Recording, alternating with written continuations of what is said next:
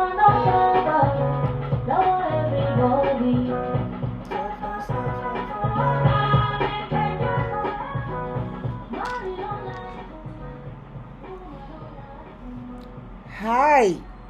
good morning, good afternoon, and good evening, depending from where you're watching.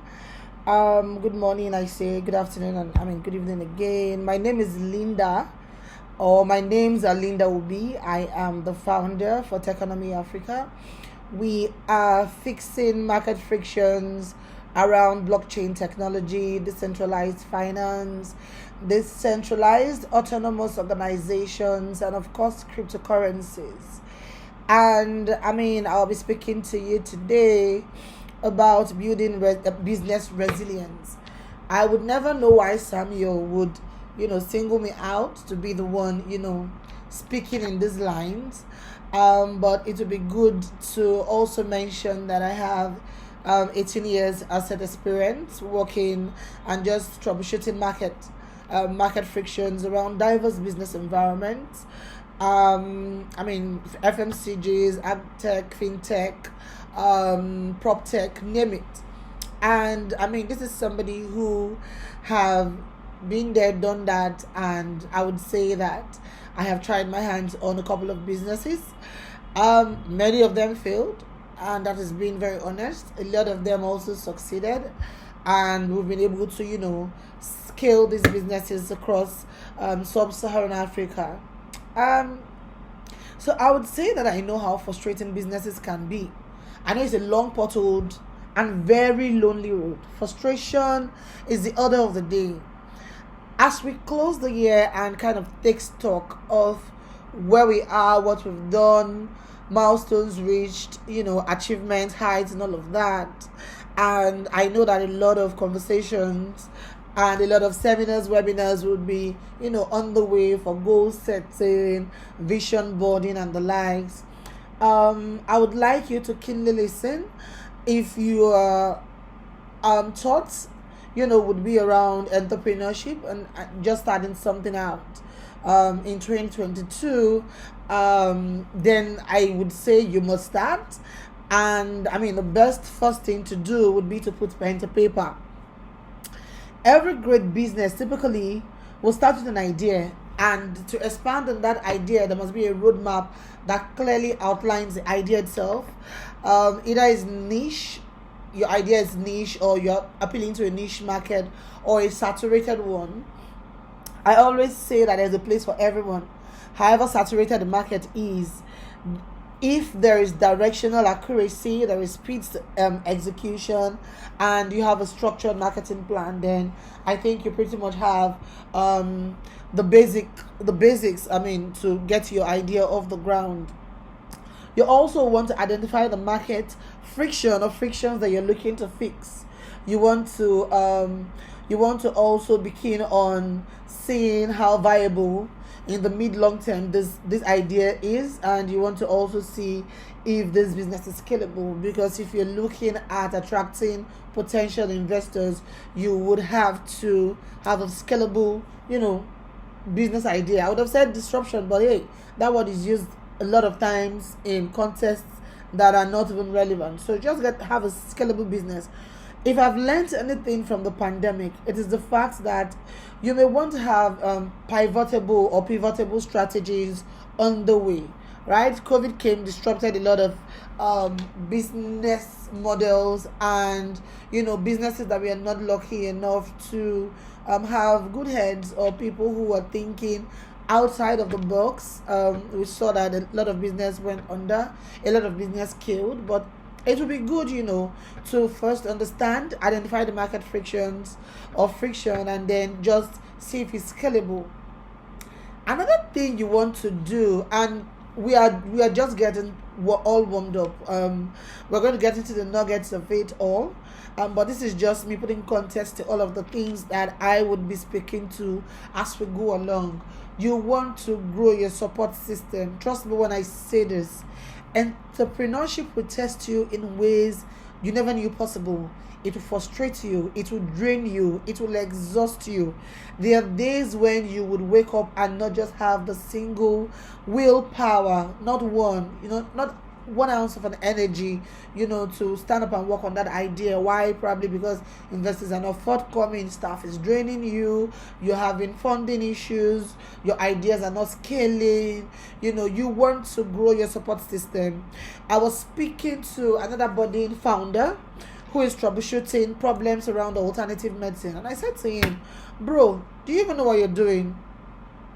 And trust me, I said that from a place of, concern for him and his worry points. I see him coming, and I see his worry points. I know that he's one that is very passionate about what he's doing. But, being a founder, trying to raise funds, trying to scale your business, kind of, takes a toll on you.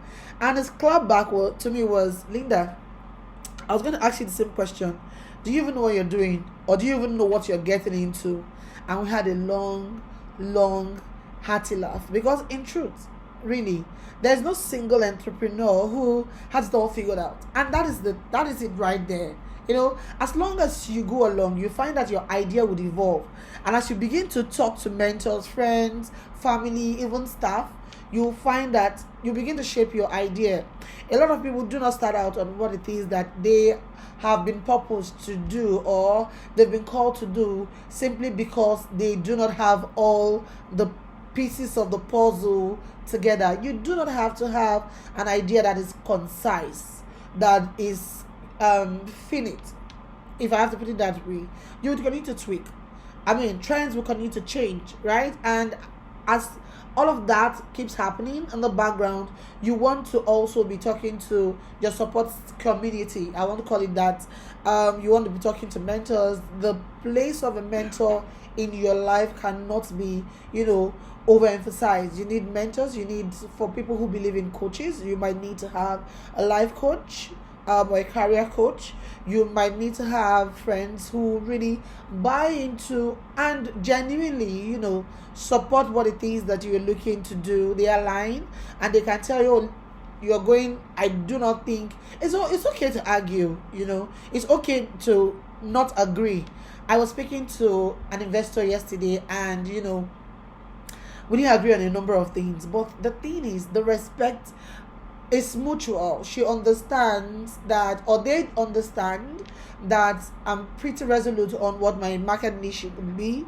I'm pretty, passionate about what it is I do. That's shown through. And they also had the ideas of what it is that we should be doing. And it's okay not to agree, right? It's also okay to be fluid, to say, oh, I see your point. Like I said, I was speaking to a very respected investor in the blockchain space, and the conversation was around funding and just scaling an idea for TechonomyAfrica. And you would not believe the mind-blowing ideas that came out of this session. It turned out to be a strategy session. It was very unintended, but it was packed with a lot of gems and pearls. She was unpacking, saying this, saying that, areas where we have not really, sit down to really think about. She was talking futuristic stuff.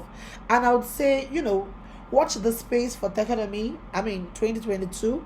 If you think that we are doing great stuff now, watch us launch into the metaverse, and that will happen very soon.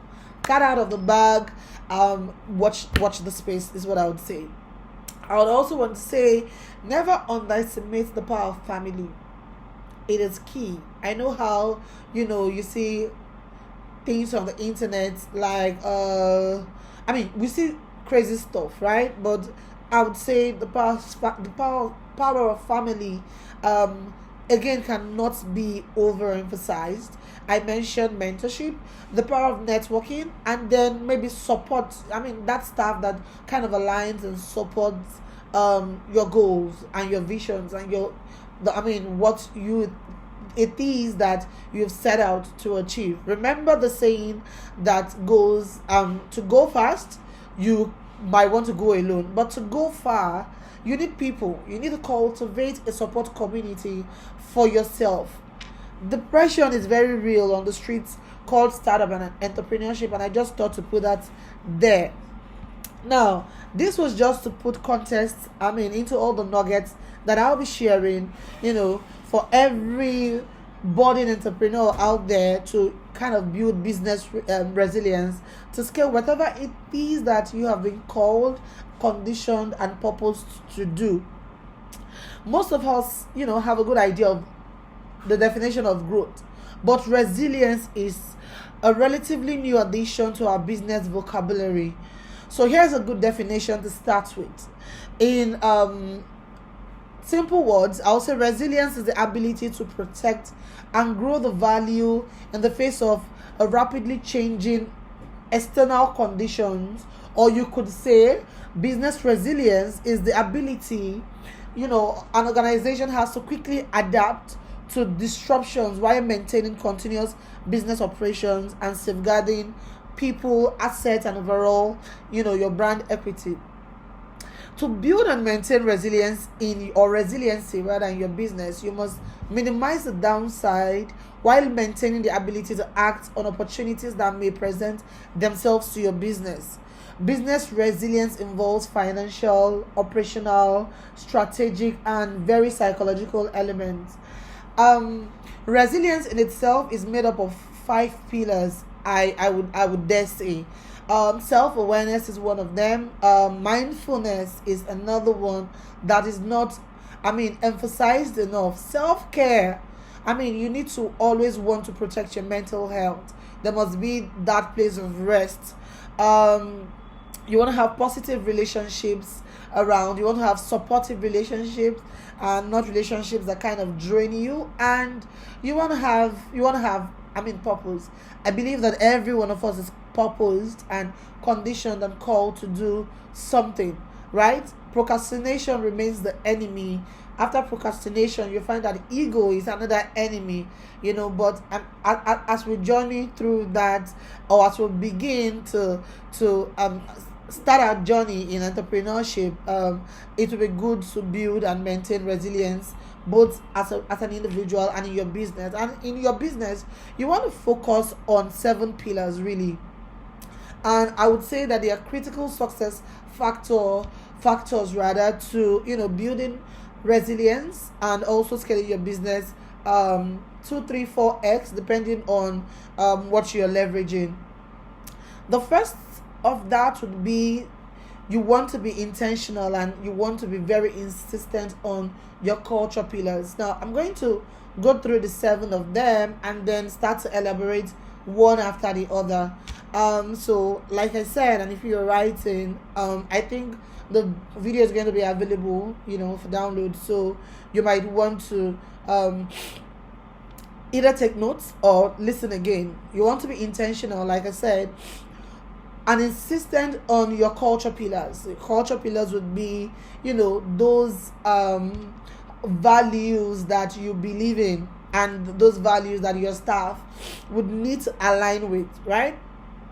I'm sorry, we all know that there's a crazy ball going around and I've been, battling these things, but it's not going to deter me from, pouring and sharing today.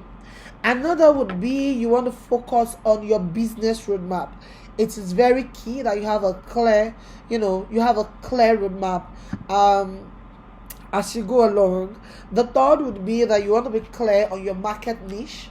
And in saying this, a lot of people kind of, are misguided, misinformed to say, oh, being clear in your market niche means that I have to be strict. This is my model. This is it. I am not going to, I'm not bending because we've built our entire commercials on this kind of your business model, as it were. But I would dare say that fluidity is key. You want to be fluid because trends would emerge. And speaking about trends, we have seen, Web 1, we also saw Web 2, and then we are emerging and entering into Web 3. So you see how fluidity, trends, and, being on top of trends would, and being able to, reshape, being able to be fluid, being able to, course correct, if I have to put it that way, your niche and your model, I think it sets you apart and is one that you might want to explore. The fourth one would be that tension is part of the process. Um, there's a lot of talk around entrepreneurship. A certain class of people would make it seem glamorous, which is why I always tell people, see, I am not a motivational speaker, neither am I an inspirational speaker. I am just somebody who has tried her hands on so many of these businesses, and I can tell you from a point of knowing, speaking from a position of authority, and just telling you that tension is part of the process and you need to embrace it. You must be willing to do things that are very uncomfortable. Just embrace the tension part of it. It's part of the process. The fifth would be that everything is an emergency. And I would, resonate or relate that with The Power of Now. It's a book by Eckhart Tolle, and it's a book I'll recommend everybody and anybody to, read if you're looking at first, soul searching and then finding purpose and then applying passion, all of this. That book really helps. Number 6 would be you need to invest and train your employees. So I've had conversations with founders who would typically say, oh, you want me to train her and train him, and after they go off to working for a competition. See, these things would happen. Non-disclosures, non-circumvent, all of those things. See. These things would happen. But you see that you stand a greater risk if you do not train and invest in your employees, right? You want your employees to be able to evolve as you evolve, or as the market evolves. You want them to be able to be on top of trends. You want them to apply some critical real thinking into your business processing and just optimizing your operations. You want them to be able to be fluid as well. You want them to grow your business. Why? It's a no-brainer, right? It's a no-brainer. And like I said, we're going to delve into all of these 7 points as we go along. The last on the list would be that collaboration is king. This goes without saying. Collaboration is the order of the day. It is king. And all of this can be cultivated, by modeling and applying the power of might. How might we approach this difficult problem? And I say the power of might, applying it to all the 7 points. How might we approach this difficult problem? What might we do to gain access to key companies key decision makers? And this would be when you have identified who your impact partners are. Who might we have to bring onto the team to close this account or to scale this vertical? The power of might is an open might in itself is an open-ended word. It invites imaginative thinking, and as you identify new solutions to old problems, you want to continue to accelerate and amplify the power of might. With practice, this exercise will train your staff, especially now where we have millennials and Gen Zs, in the work. Gen Zs typically, entering into the workforce. You would need to always reiterate the power of might. Now, to give insights into these seven tips or nuggets, depending on what you want to call them, that I have applied to so many businesses that I have run for people, I have run by myself. I would say that, recall that I said the first would be you need to define your culture pillars, and you need to define and be intentional about your culture pillars. This, you want to start by revisiting the pillars of your culture, your mission, the values, and the vision.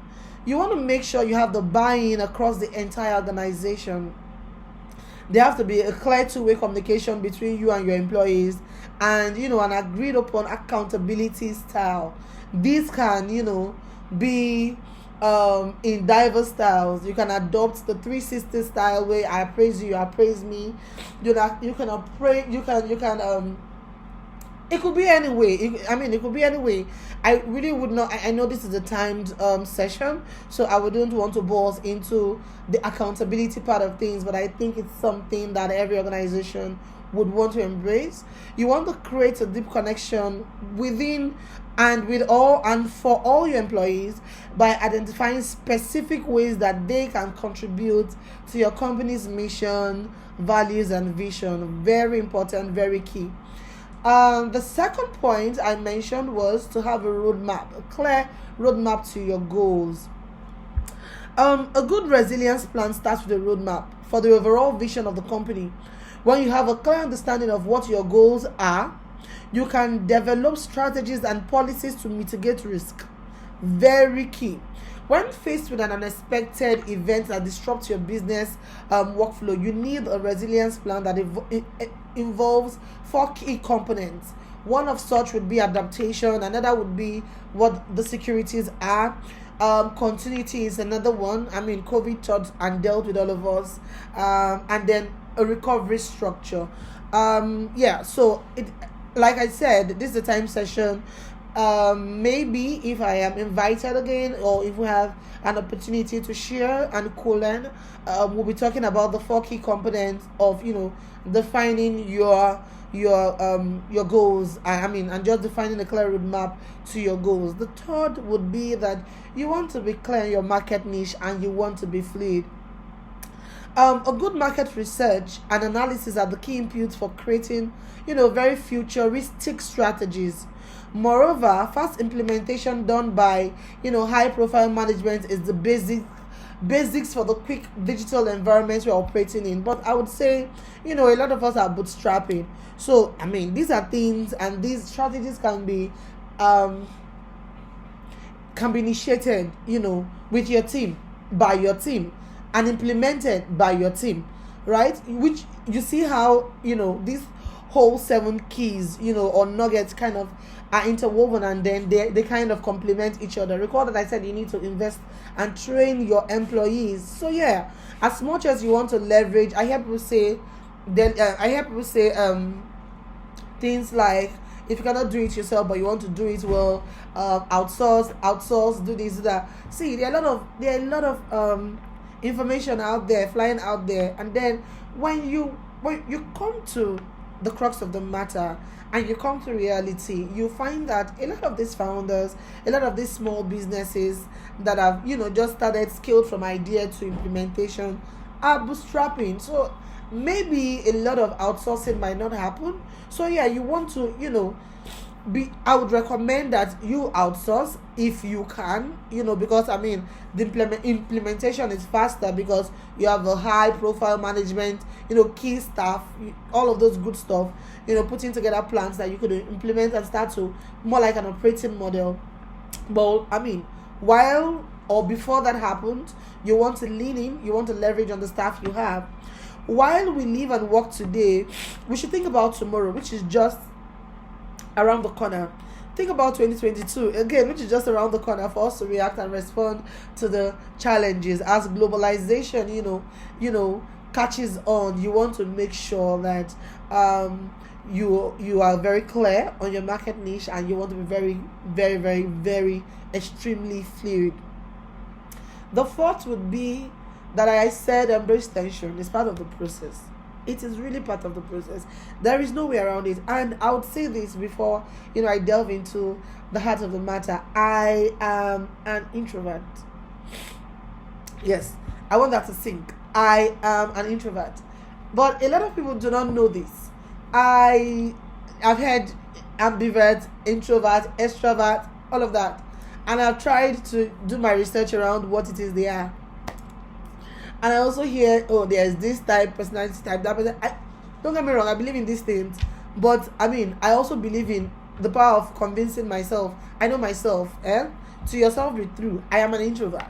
And I am not somebody who would just, for instance, when someone, approached me with this matter, and I was like, guy, don't whine me, honestly. Have you ever seen me speak anywhere? But yeah, this is me, and I've been putting out stuff out there, pretty much putting myself out there. You would need to do that, and that in itself for me is tension enough. I don't know what your definition of tension is, but that in itself for me is tension enough.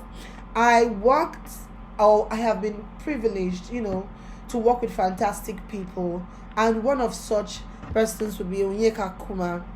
Onyeka Kuma is a serial entrepreneur. You know him now, Farm Crowdy, Trips, name it. What has he not done? And he's scaling these businesses, and he puts me on the biggest stage I have ever been. There was nothing. So I'm trying to share these experiences, so you see that we are all doing these things out of tension. Don't even think that nobody really has. Well, they say there are people who are born speakers and all of that. I'm not a speaker. I'm not a motivational speaker. I am not an inspirational speaker. I just share because I have learned a lot from great minds. And he put me on the biggest stage, and I was like, again, this guy, they whine me. You mean you're going to have me stand in a stage where I cannot, I can't see the audience? But guess what? He kept encouraging and encouraging. I was tensed all through. But the job of a leader would be that you would need to reaffirm. You would need to reassure, right? You would need to let your staff, colleagues know that I'm also under tension. Tension is part of the process. You need to embrace tension instead of avoiding it.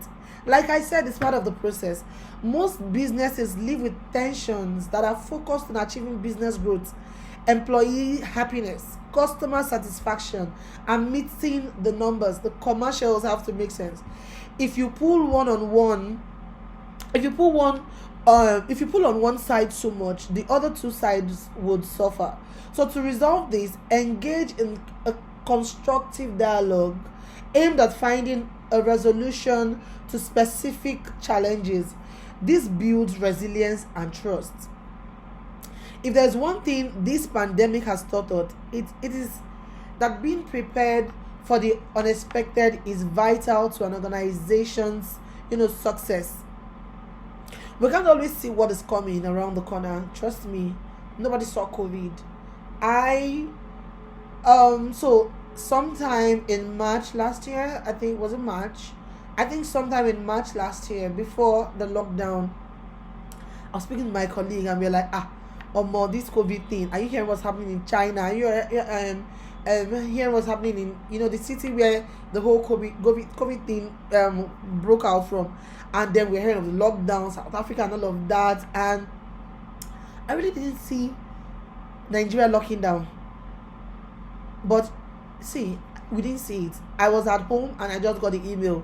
There was a lockdown. I heard it. And, being business leader for the food division at that time, I was wondering, salaries, does it mean I would not earn my salaries? But to earn salaries, it now means that you need to think outside of the box. A disruption has to happen. Tension. We're having meetings back to back, 3 meetings almost on a daily basis. Why? This person has an idea. It's a friction point. We are talking about it. We are coming back to, it's not going to happen because these people are doing it, or these people are doing it, let's kill it. So tension is part of the process. Like I said, you really cannot see what is coming. You don't know what's around the corner. But what you can do is cultivate a resilience mindset within your organization and ensure that your teams both have a plan and a prerogative that allows them to respond dynamically and just bounce back faster and come together stronger. I keep using Farm Crowd as an instance. After COVID, we came back and then we just launched with 5 different businesses, and you can imagine the kind of thinking, real critical thinking that went into that kind of pivoting into different areas.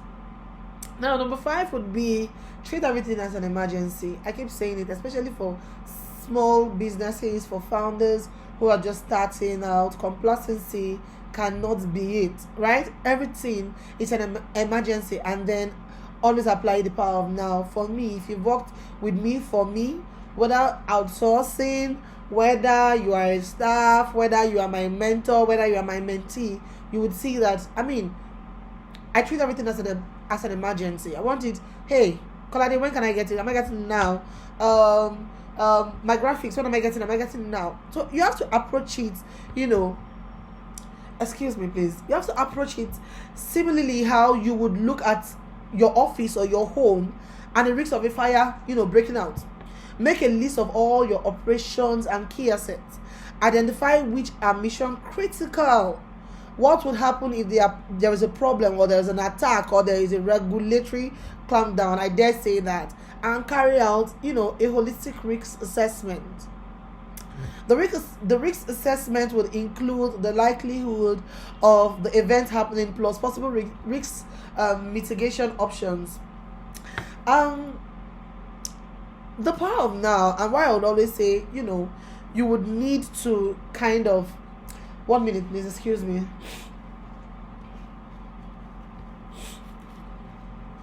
It's dealing with me, trust me, it's dealing with me.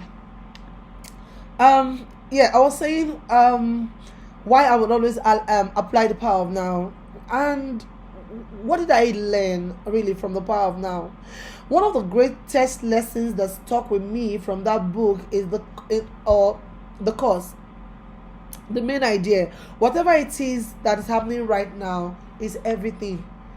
The power of now is a spiritual self-help guide to help us discover our true being, release our pain, and find deeper inner peace. When we are intensely present in the now, we respond from deep consciousness and flow with ease and joy in our life. But there are business nuggets that you would also find in that book that you can apply. Being an entrepreneur does not mean you should be sad. Troubleshooting and trying to fix market frictions does not mean that you should be sad. I was looking at a friend's Instagram story, and she was like, I don't understand why women are not showing up for what's it called? Women are not showing up for C-suite jobs. There are not enough female representation when you look at the ratio of business leaders, founders, and the likes. And you would find that one excuse is family. And this, don't get me wrong, these excuses are very valid. These excuses are, they are valid. It's not easy being a lady or a woman. You're trying to find a balance. You're trying to grow your career. You're trying to be visible. You're trying to be heard. You are trying also to grow the home front. You are trying to be the best and most supportive partner. You're trying to your husband or your spouse or whatever kind of relationship you find yourself. You are trying to also be the best mom out there. It's a lot, but it is doable and it is possible. Why I'm emphasizing on this is that the fact that you are doing stuff, the fact that you have a startup, the fact that you're fixing market frictions, the fact that you are a founder, the fact that you're an entrepreneur, the fact that you're trying to shatter glass ceilings does not mean that you should, not find joy in your life, or joy should not be present in your life. Having said all of that, I would say that the number six tip here would be invest and train your employee. It is a no-brainer because you stand to lose the most. And I'll say this saying this. Crisis does not adhere to a template. That's the truth. COVID came, there was no template. Right? When developing a resilience plan, you want to ensure that you focus on employee training and gaining their trust. Without trust, nobody's really going to do anything for you. In the words of Gary would say, you are the CEO of your company. What do you expect? You want your employee to put in as much time as you're putting in. Hell no, that's not going to happen. And that's the truth. You want to gain their trust. You want them to know that you are vested in their lives.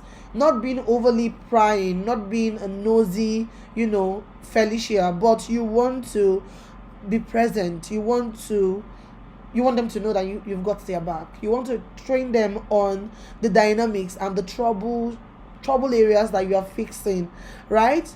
You can have all plans in place, but they'll come to nothing unless your employees know when and how to put them into action. Plans must leave room for flexibility, and that is the truth.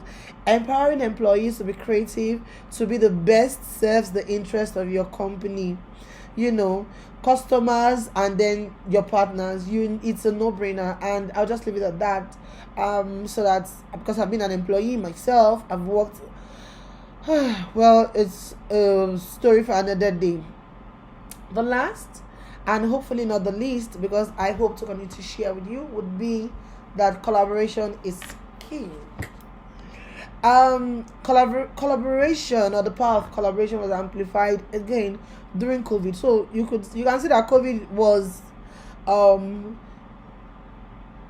I don't know, but I don't know. So I will not say that. But I mean, COVID taught us a lot of things, right? A lot of people collaborated during COVID because you could not scale your idea by yourself. You needed to leverage another person's network. You needed to leverage another business platform, to kind of scale. And business collaboration just has the potential to fulfill the growth gaps in your venture, whether it is getting complementary competencies, whether it is backward forward linkages, or expanding into, say, maybe new markets. Working together is the secret sauce for successful businesses to scale, to thrive, and to also reach economic scale rather. Collaborative policing is key in effectively protecting and serving the community. When emotional intelligence and teamwork are interwoven into the leadership framework, right, collaboration becomes both powerful and effective. It's important to take measured risks in businesses. I mean, I've had founders who have just sadly closed shop because they try to do everything by themselves rather than leverage partnerships, rather than leverage collaborative partnerships that could really help them drive down their own risk significantly, and then just scale. And scale, when I say scale, I mean scale out of Africa. But you see, they try to do it themselves, and sadly these businesses are no longer functioning the way they should. Collaboration allows the space for growth, and I would always say that collaborative working can open up new ways of thinking, thus enabling opportunities and new directions to take into the future. Now, I mean, that's in a summary what I would say have worked for me building businesses, both businesses that I had worked on by myself, or businesses that I had or businesses that I've troubleshooted with what's it called, working as an employee, or people that I've also consulted for. At this point, it would be nice to talk a bit of what we are doing with TechonomyAfrica, and we are doing and the blockchain, decentralized finance, cryptocurrency, and DAO space. Like I said, TechonomyAfrica is an edtech platform and an all information highway, focused on closing the information gap around cryptocurrencies, decentralized finance, and blockchain technologies. And we are keen on blockchain because of the diverse use cases, right? It is still very early globally, and it's really, really early here in Africa, and we are trying to amplify the use cases, and also just amplify how blockchain Africa can actually leverage blockchain to grow or reach certain growth spots. From financial institutions to product titans, large companies in mature markets, everybody right now is experimenting this distributed ledger technology, which is also known as blockchain. Less well known is the fact that homegrown innovators in frontier markets such as Nigeria are also exploring blockchain. I have had the privilege, and I'm grateful for it, to engage with category kings and market leaders who are looking at integrating that framework into their current operations, and we're excited at all the things we'll be doing for 2022. We see opportunities to improve nearly everything, but with an African flavor. Our niche is very African. A lot of people have said, oh, why not just economy? Why Africa? Our niche, and I'd like to re-emphasize, and it's not changing anytime soon, not for anyone, is that we are focused on, spreading prosperity, across Africa. So from payments to governance structures, to fintech to agri-tech, name it, right? We are fixing, we're trying to implement blockchain to see how we can drive operational effectiveness and accuracy. Our areas of immediate focus would be around education, whether institutional, which would be business to government. Us, we have identified a few impact partners, which we are also looking to collaborate with, come 2022, just so that we can continue to, serve and spread, the gospel around blockchain tech, crypto, and just drive mass adoption, and also progressively drive what's it called, regulatory conversations, because we would need to have such conversations. So I was saying, we're interested in education, either institutional or for retail investors. And the reason why we are keen and focused on retail investors would be that the numbers as at 2021 sits at around 105 billion dollars. That was an okay, so it's safe to say was, because we're almost done with 2021, was the remittances, crypto remittances out of Africa, which makes Africa the third largest market. Nigeria, in a continent, would be the biggest market, as a continent rather, would be the biggest market for crypto, and then I think there's Kenya, and then some other countries after that. And you will find that 1 in every 4 retail investor would have lost their money to scams and Ponzi schemes, which is why we stay educating millennials and Gen Zs. Again, we're really focused on our niche audience because we know that they get it. We know that by providing blockchain infrastructure for businesses across diverse environments, right, we would, like I said, be spreading the wealth. You would be looking out for things around NFTs, things around gamified education, and of course we are building we are building on Web3, and just fingers crossed on all that will be coming out of the economy. I'm saying this to say that anything is possible, and why I say this is because so my background would be in accounting, and I have really never done anything around accounting, save for the fact that in the early days I started out as a banker, and that was even me doing my IT, and I have worked in organizations that are not accounting focused, and I see myself doing blockchain today, talking about cryptocurrencies, talking about the metaverse, and being that respected voice when it comes to this space. And I'm saying this not to toot my horn, but to say that anything is possible. Really, you can be anything. You can be anything. You can do anything. You just need to believe enough, right? You need to believe enough in what it is that you're purposed to do, right? Everybody has a purpose and everybody has a calling. I was also listening to DDK, like we fondly call her rather, and she said that there is a mistake that we make as a generation, and one of such mistakes would be that when we hear, "Oh, I was called," it means, "Oh, you were called to be a pastor, or you were called to be an evangelist, or you were called to preach the word of God," which is not a bad thing. Don't get me wrong, which is not a bad thing. But she went further to say that you could also be called to do other things. Your calling could be, you want to be a teacher, right? And you're going to be the best teacher out there because it's your calling. You want to be a venture capitalist. You are called to be a venture capitalist. You are called to be a business advisor. In this case, this is my calling: blockchain, cryptocurrencies, decentralized finance, and DAO. And you'll be hearing a lot about me and about the work we're doing. Enough of me. Finally, and to summarize, I think I have spent all the time allocated to me.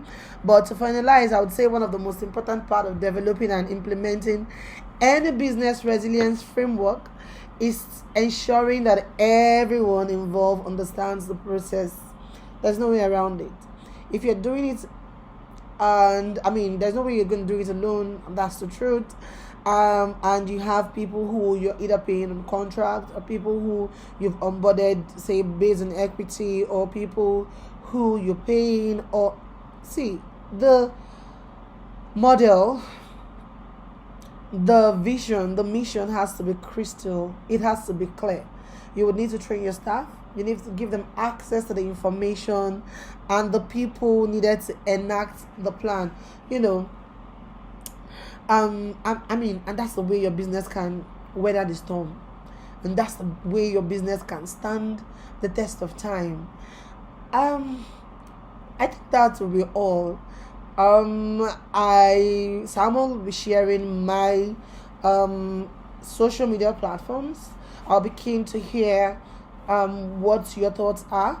I also would be very keen to, a lot of people have reached out to say, "Oh, Linda, I want to be so." Prior to now, I never, have given mentoring anyone a thought. But yeah, I'll be taking on 10 mentees for 2022, and let's see what we can build together. I believe that we can build magic out of Africa, and I am optimistic about all the good work we'll be doing. And I think that's it for me. Thank you very much, Samuel, for giving me the opportunity. Until say we meet again, thank you and bye.